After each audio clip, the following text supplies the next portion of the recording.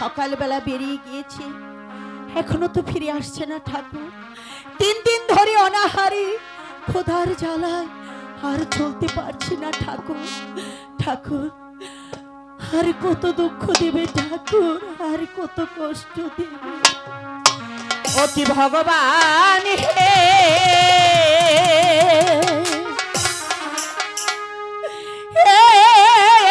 তুই দুঃখ দিলে মোদের কপালে।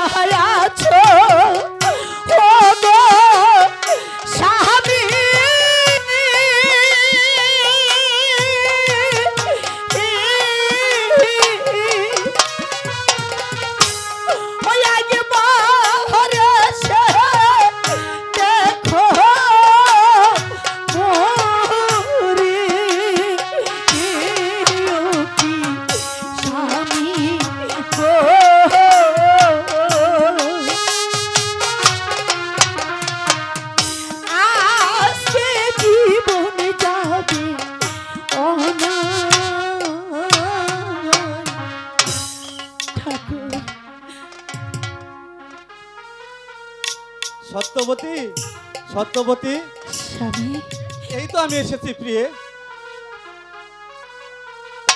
জানি তোমার খুব কষ্ট হচ্ছে, তাই না?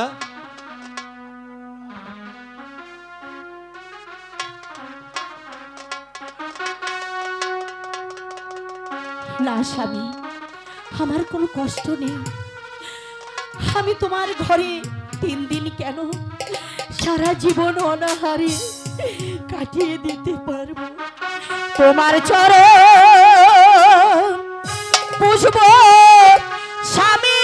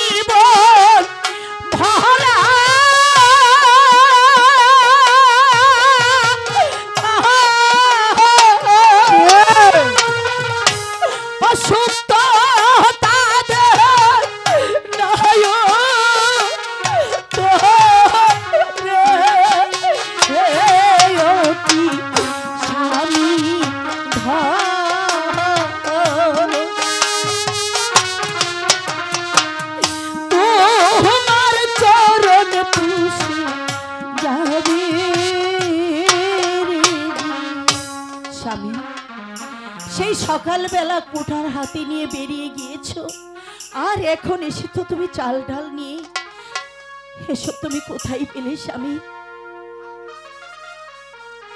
জানি না প্রিয়ে, কোন পুণ্যের ফলে তোমাকে আমি স্ত্রী রূপে পেয়েছিলাম। স্বামী,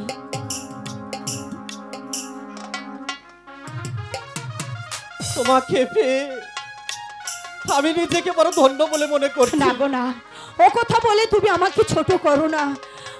আমি যে তোমার মতো স্বামী পেয়ে নিজেকে বড় ভাগ্যবতী বলে মনে করছি। ওগো, অনেক কষ্ট করে এসেছো, তুমি স্নান করে এসো, আমি তোমার জন্য ভাত বাড়ছি।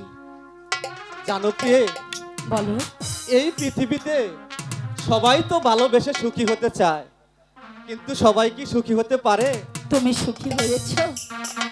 যার ঘরে তোমার মতো স্ত্রী আছে সে কি আর সুখী না হতে পারে? ও কথা বলে লজ্জা দিও না।